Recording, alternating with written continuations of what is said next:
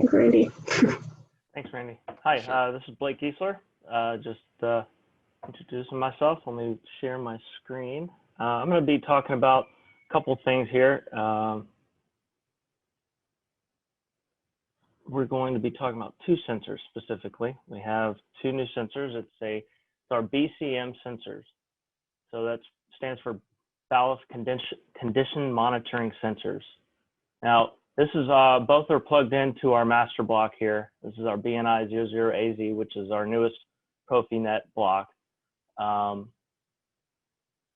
as you can see, it has multiple emblems on it. And if anybody is not familiar with this emblem, this is the IO-Link emblem. So this will be covered in depth shortly. And I'll just briefly go over it. It's basically industrial USB. It's 24 volts. It allows you to use unshielded cables up to 20 meters. But in this case, both of these sensors are IO-Link. So IO-Link is only 3 wires for the most part. There are a few output hubs that need actuator power on the 4th pin, but almost all IO-Link sensors are actually 3 pins. You have a ground, you have 24 volts, and you have the signal. So we're going to go ahead and look at the BCM 001, and it's currently in vibration velocity mode. So here, this is what the data normally would come in when you integrate it into the TIA portal. It'll be hex, and there's 20 bytes of information. So what are those 20 bytes? Well, it's actually configurable. You can change what is being reported. So in this mode, I have it on vibration and velocity.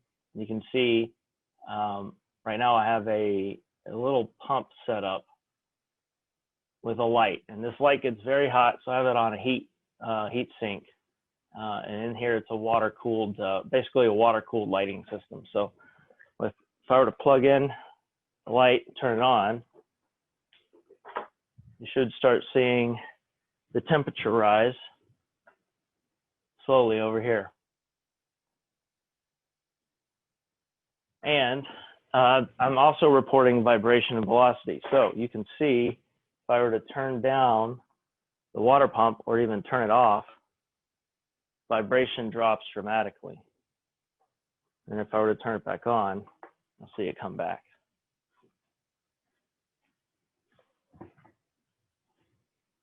So this is a very powerful sensor because it combines a lot of different values and a lot of different sensing into one. You can see these different profiles you can select quite a bit.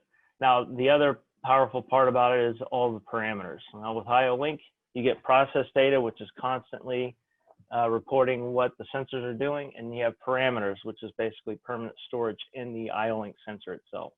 So you can change these parameters permanently or via your process in TIA portal. There's actually an IO-Link call that Siemens provides. So here you can see this is all the settings that I currently have and how long it's been operating. You can see these, you can even have a custom process data profile. So you can choose the slots in here, and you can see the various options in terms of acceleration, velocity, peak to peak, you have RMS, and obviously contact temperature. So you can see there's quite a bit of options and set points, and you can adjust all that right here in the master's web page, or you can do that, like I said, through TIA portal with the Siemens IO-Link call. So this is the 0001, which is IP69K. It reads vibration in 3 directions, as well as contact temperature. Now we do have some test software. Here you can see them both pictured. Here's the 01 pictured here.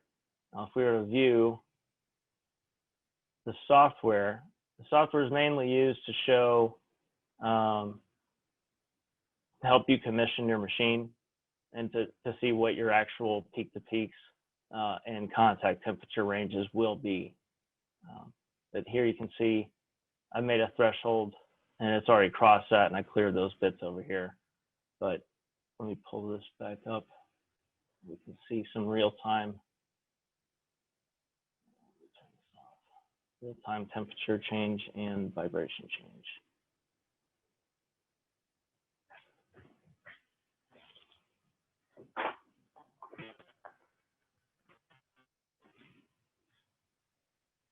So there, I turned the motor off, and you can see how it's dropping down. The temperature will slowly drop down, but you can see when I turn it back on, or if I were to hit the table,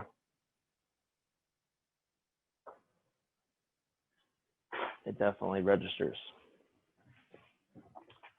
So that's the BCM 001. Let me go over to the 0002. The 0002 is like the one, but it has a nylon grommet on the front that allows for humidity and pressure to be read through that port. So not only do you get contact temperature, vibration in 3 directions, you also get ambient pressure as well as humidity.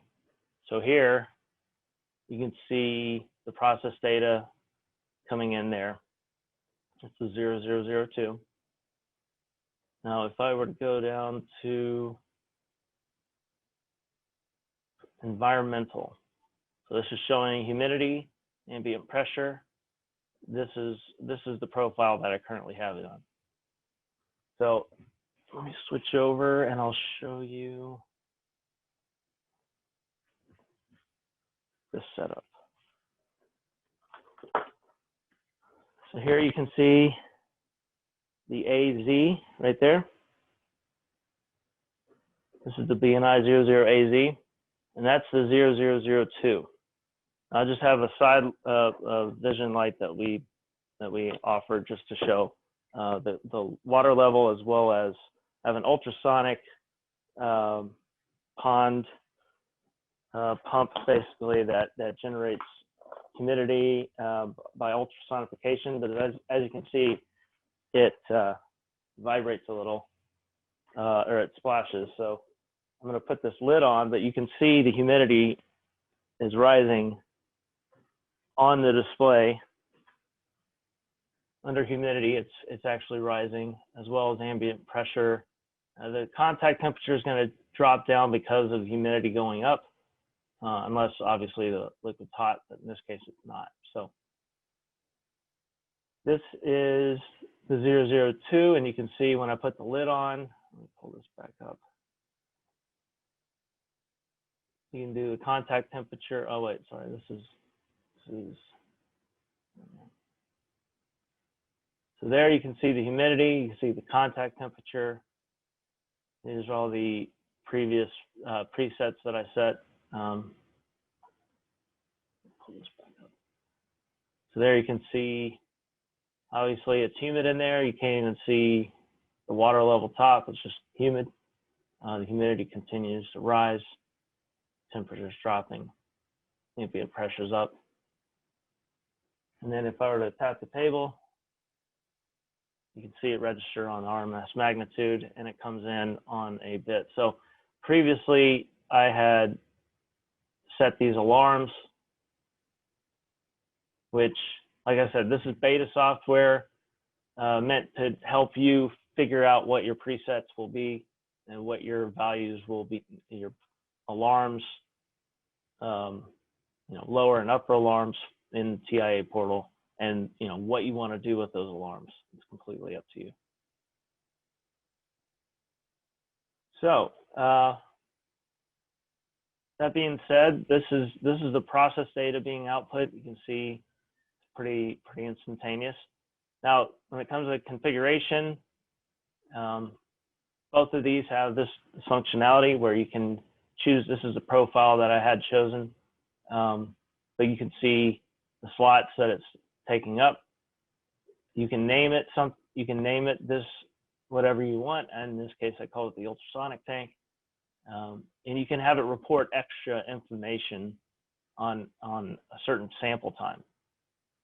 So you can have it output, you know, ambient pressure. Let's say you're doing everything but Z vibration. You could have Z vibration output in this extra additional request if your all 4 slots are taken. And then over here, what you can do this through the web page where you can do it with the software, but you can set your acceleration alarms, you can set your mins and max, you can enable or disable them. It gives you complete options. So that's some of the brief topics to discuss about this. If you want to know more about the BCMs or more IO-Link from Balluff, feel free to jump over to our private chat, our private room with Gina and Darius, and I will be over there too. So we can discuss anything or answer any further questions there on top of these next questions.